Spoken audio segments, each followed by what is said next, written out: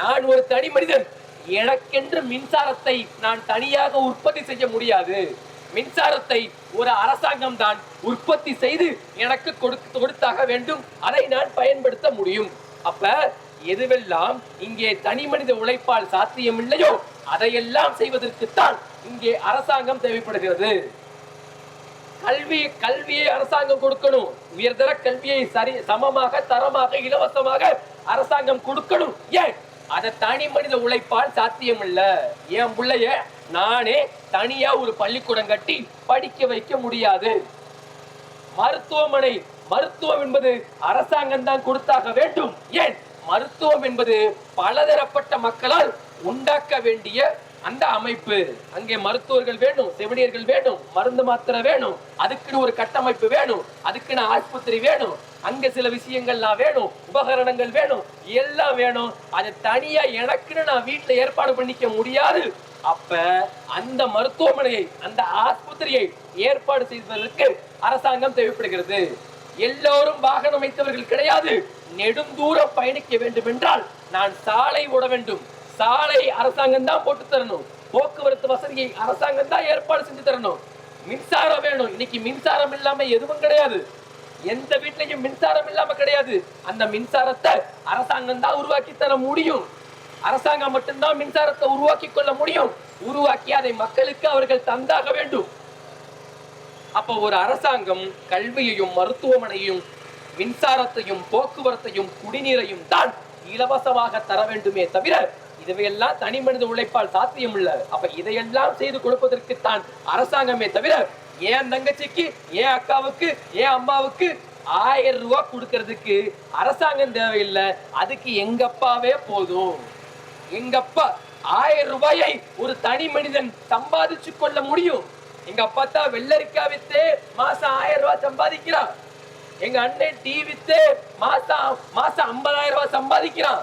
அப்ப அதுவெல்லாம் எங்களால் சாதிச்சு கொள்ள முடியும், எங்களால் சம்பாதித்துக் கொள்ள முடியும். ஆனால் என்னால் மருத்துவமனையை கட்ட முடியாது, என்னால் பள்ளிக்கூடங்களை கட்ட முடியாது. எனக்கு குடிநீர் வேணும்.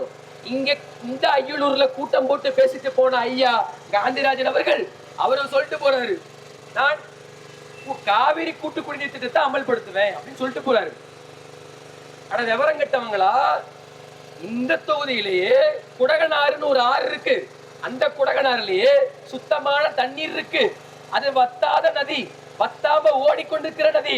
எங்க அப்பா குளிச்சிருக்கிறார், எங்க தாத்தா குளிச்சிருக்கிறார். நாங்க பரம்பரையா அந்த தண்ணியை குடிச்சுதான் வளர்ந்தோம். அந்த தண்ணி இப்ப எங்க போச்சு? இந்த கேள்விய யாராவது திமுக விடமோ அதிமுக விடமோ எழுப்பியதுண்டா? நீ கொடுக்கிற 1000 ரூபாய் எனக்கு எதுக்கு? 1000 ரூபாய் நீ கொடுப்ப, ஆனா தண்ணி பாட்டில நான் வாங்குறதுல 2000 ரூபாய் மாசம் செலவாகும். நான் பள்ளிக்கூடத்துல, தனியார் பள்ளிக்கூடத்துல படிக்க வைப்பேன். அதுக்கு வருஷத்துக்கு 30-40,000 ரூபாய் அடிப்படையில எனக்கு செலவாகும். அதை விட அதிகமாகவும் செலவாகும். எல்கேஜி படிக்கிறதுக்கே 2 லட்சம் பீஸ் வாங்குற ஸ்கூலும் இருக்கு. அப்ப அதையெல்லாம் அரசாங்கம் ஃப்ரீயா, அதையெல்லாம் அரசாங்கம் இலவசமா கொடுத்துருச்சுன்னா நான் என் வாழ்க்கையை நானே பார்த்துக்குவேன், நான் சம்பாதிச்சுக்குவேன், நான் அதை செலவு செஞ்சுக்குவேன்.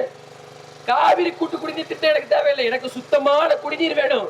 அதுக்கு அந்தந்த பகுதியில் உள்ள குளங்கள், ஏரிகள், கம்மாக்கள் இதையெல்லாம் தூர்வாரி மழை தண்ணிய முறையா சேமிச்சு, நிலத்தடி நீரை ஊக்குவிச்சு, அதை ஊற வச்சு, அதுல இருந்த மக்களுக்கு எடுத்து குடிநீரை இலவசமா ஒரு அரசாங்கம் தந்துச்சுன்னா அந்த அரசாங்கம் தகுதியுடைய அரசாங்கம்.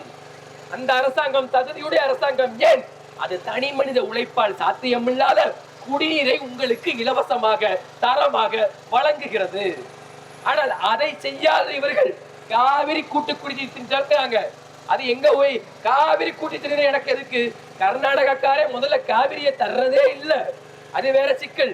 டெல்டா விவசாயிகள், தஞ்சாவூர், திருச்சி, கும்பகோணம், மன்னார்குடி இதை சார்ந்த விவசாயிகள் இன்னும் போராடி கொண்டு தான் இருக்கிறோம். ஆனால் இங்க காவிரி குடிநீர் திட்டத்தை கொண்டு வரோங்கிறது எவ்வளவு பெரிய பித்தலாட்டம்! எப்படி அது சாத்தியம்? அவன் பங்கு கொடுக்கிற அந்த நீர் பங்கீடுல அத்தனை பேருக்கு தண்ணி கொடுக்கணும், தமிழ்நாட்டுக்கு அத்தனை பேருக்கும் குடிநீர் கொடுக்கணும், அத்தனை பேருடைய நீர் பாசனத்துக்கும் பயன்படுத்தணும்னா அது முடியாது. அப்ப என்ன செய்யணும்? ஒரு அரசாங்கம் மழை நீரை சேமிச்சு வைக்கணும். மழை நீரை சேமிச்சு வச்சு ஊருக்கு நடுவுல குளம் வெட்டணும். அந்த குளம் நிரம்புனா ஊரை சுத்தி இருக்கிற அத்தனை அத்தனை நகர்ப்புற அத்தனை ஊரக பகுதிகளிலும் நிலத்தடி நீர் வத்தாம இருக்கும். நிலத்தடி நீர் ஊறும். ஊருக்கு ஊருக்கு ஆங்காங்கே கிணத்தை வெட்டி வைக்கணும். நம் முன்னோர்கள் கிணத்தை வெட்டி வச்சான். நம் முன்னோர்கள் குளத்தை வெட்டி வச்சான். ஊர் சேர்ந்து குளம் வெட்டினான். ஊர் சேர்ந்து எப்படி கோயில் கட்டினானோ அதே மாதிரி ஊர் சேர்ந்து குளம் கட்டினான். ஆனா அதையெல்லாம் இங்க மலையை பாதுகாக்கிறதுக்கு மலையில ஒரு கோயிலை வச்சான். குளத்தை பாதுகாக்கிறதுக்கு குளத்துக்கு நடுவில் ஒரு கோயிலை வச்சான். ஏன் மரத்தை பாதுகாக்கிறதுக்கு கூட நம்ம முன்னோர்கள் மரத்தடியில ஒரு சாமியை வச்சான். ஏன் பூமிக்காக அதை பார்க்காத, அதை அழிக்காம இருக்கக்கூடிய நீ சாமிக்காகவாது அதை அழிக்காம இருப்ப. பூமிக்காக பார்த்து நீ அழிக்காம இருக்க மாட்ட. ஆனா சாமிக்காக பார்த்துக்கிட்டு நீ அழிக்காம இருப்ப என்ற காரணத்திற்காக அவன் என்ன செஞ்சான்? மரத்தடியில ஒரு கோயிலு, மலை உச்சியில ஒரு கோயிலு, குளத்துக்குள்ள ஒரு கோயிலுன்னு அதையெல்லாம் பாதுகாக்கிறதுக்கு. ஏன் எனக்கு வணங்குறதுக்கு 1,00,000 சாமி இருக்கு. என வணங்குறதுக்கு 1,00,000 சாமி இருக்கு. நான் விரும்பினால் எந்த சாமியை என்னால கும்பிட முடியும்? உங்கள் முன்னே பேசிக் கொண்டிருக்கிற உசேன் என்கிற நான் இஸ்லாத்தை ஏற்ற பெருமகன். தமிழை தாய்மொழியாக கொண்ட அனைத்து இஸ்லாமியர்களும் இஸ்லாத்தை ஏற்றவர்கள். நாங்கள் அரபு நாட்டிலிருந்து வந்தவங்க கிடையாது. நாங்க எகிப்திலேயோ துர்க்கியிலேயோ இத்தாலியிலேயோ எங்கிருந்து வந்தவங்க கிடையாது.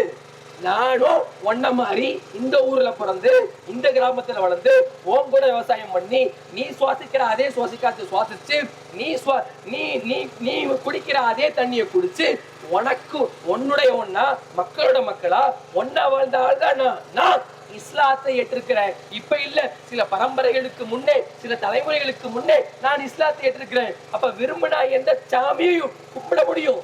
நாம் கும்பிடுவதற்கு 1000 ஜாமி இருக்கு. ஆனா நாம் வணங்குவதற்கு 1000 ஜாமி இருக்கு. ஆனா வாழ்றதுக்கு ஒரே ஒரு பூமி தான் இருக்கு. ஒரே ஒரு பூமி தான் இருக்கு. அந்த பூமியை, அந்த அனைத்து உயிர்களுக்குமான அரசியலை ஒரே ஒரு கட்சி தான் பேசுகிறது. அது நாம் தமிழர் கட்சி மட்டும்தான்.